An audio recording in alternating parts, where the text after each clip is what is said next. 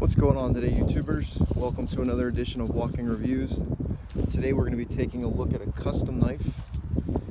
This is the Cyclone, and it is designed and made by a company called Sharp by Design, whose founder is Brian Nadeau.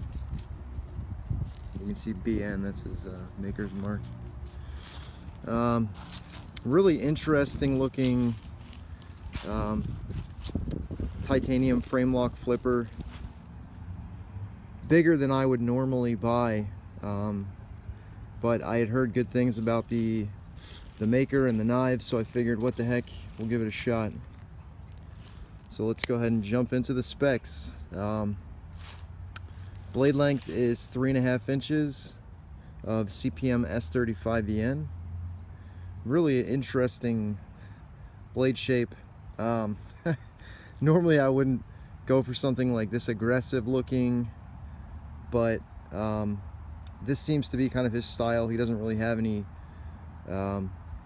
blade styles that aren't kind of tactical looking, I guess you'd call it. So I guess this would be like a Bowie or really pronounced clip point blade shape. It has a DLC coating on the blade. You can see there. As far as usability goes, it's not much different than like the standard Sebenza blade shape. It's a clip point. It gives you plenty of straight edge and enough belly to be plenty useful. This just isn't the type of knife that I would want to use around non-knife people, because this definitely would probably make the wrong impression. But yeah, so it is a flat ground blade from, I guess, 3/4 of the way down. Nice edge on it. Not the thinnest edge, but definitely usable. I would probably prefer like a deep hollow grind on this. This thick of blade stock, just to make it a little bit better slicing, but it's perfectly acceptable. The handles, like I said, are titanium. A lot of work done to the handles here. There are other versions of this knife that are a little more colorful. This was less expensive, which is why I went with this one. It's very plain, but it still has a ton of work done. You can see that Cyclone name comes from the pattern around the pivot area. And then you get some really cool milling work done on the handle here. A lot of lightning holes, both sides too. Some knives will do just the holes on the show side, but this knife does both sides, which is a good thing. Handle length is 5 inches. You can see there, very generous handle length, which would make for a fairly chunky, heavy knife. But this still is about 4.2 ounces, 4.3 ounces, right around there.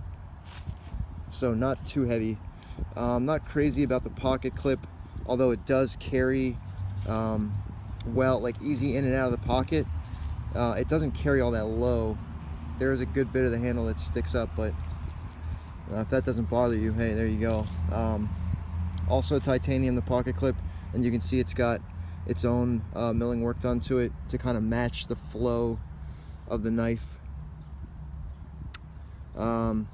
Lanyard hole, gear pattern on the small back spacer there. So as far as construction goes, we have just two standoffs and then the pivot.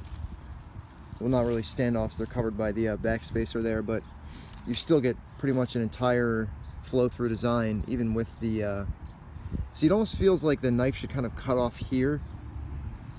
You know what I mean? It feels like almost like that bottom part could be done away with, but then I guess there would be nowhere for the blade to sit. There you can see the centering. Fit and finish on the knife is outstanding. He really looks after every detail. Flipping action is pretty awesome. One thing I will say, you don't see this on every knife. Let me see if I can get the light correct. There's no detent ball. Here we go. Come on. There we go. There's no detent ball in there. I'm still not getting the light right.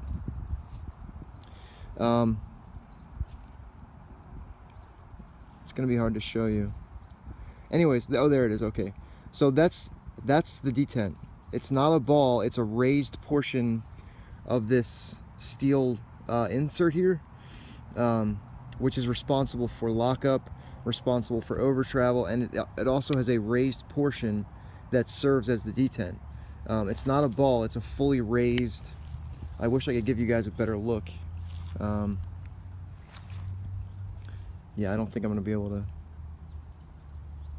get the light correct.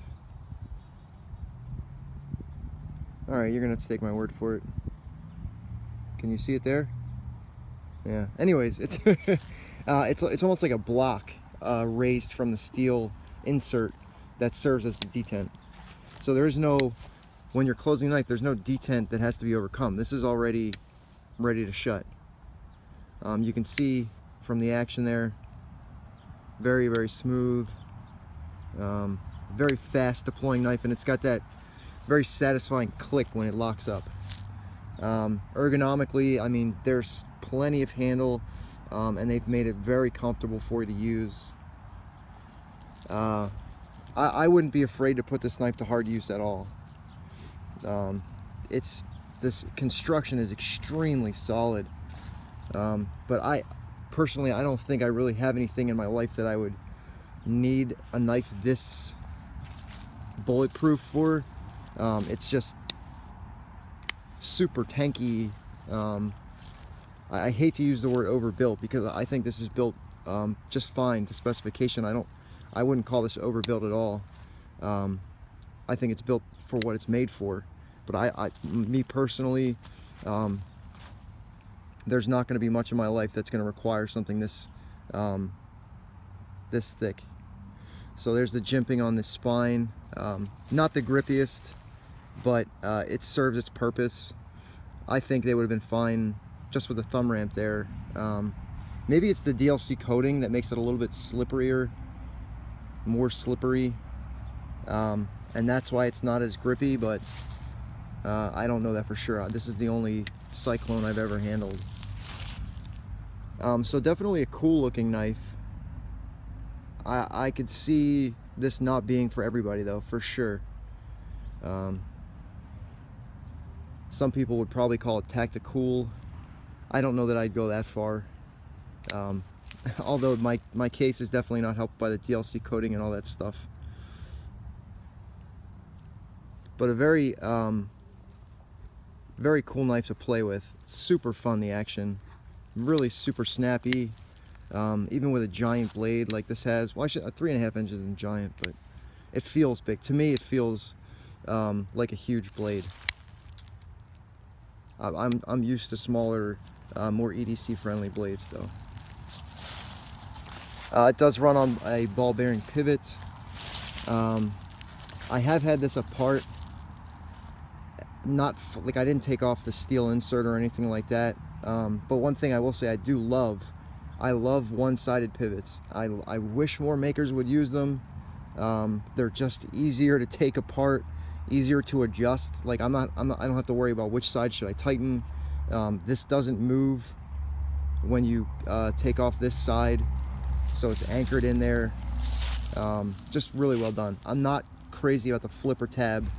I think you would get even better flipping action if they would place it up a little bit higher and maybe don't make it so, like, because that's pretty sharp. If you want to do a push button, that's a pretty sharp flipper tab. Like, I guess the expected way to flip it is to light switch it like that, and it does flip fine, but if you want to do push button, it's a little bit uncomfortable for your finger. So there's that. All right, I think I've addressed the issues of the knife enough. Let's go ahead and get into the value category. I think I paid $6.75 for this. but they go anywhere from, I'd say that's the low end, and they go all the way up to like that $1,500 to $2,000 range, depending on materials, etc. I think it has value at the low end that I bought it at. I don't, well, anything, I mean, Jesus Christ, this is tough for me. I don't want to say that it doesn't have value at that higher price, because this is a custom knife. It was made by hand. I'm sure he used CNC for some of it, but I hate to say any maker's custom work doesn't have value. But as far as a tool goes, like I said, this is more of a tactical type thing.